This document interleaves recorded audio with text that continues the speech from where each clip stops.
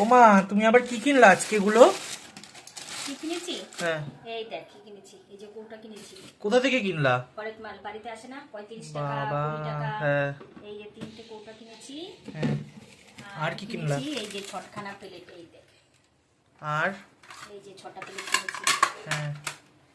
আর কিনেছি আর একটু বড় সাইজ প্লেট, এটাও 6খানা। ও বাবা, শুধু হরেক মাল গেলে কি তোমার কিনতে হয় বাসন কাসন? আমার তো খুব বাসন পছন্দ, ওই প্লেটগুলো আজকে খুব সুন্দর ডিজাইন দেখলাম, তার জন্য কিনলাম। এই যে হ্যাঁ, টিফিন আবার খাওয়ার কত জন্য। কৌটাও কিনেছো। কৌটাগুলো খুব সুন্দর লাগছিল তাই। এই দেখ, হুম, এই প্লেটগুলো সাদা সাদা কালার তো আমার খুব ভালো লাগছে। এই যে হ্যাঁ এগুলো সুন্দর। হ্যাঁ, কৌটাগুলো কত নিল মা?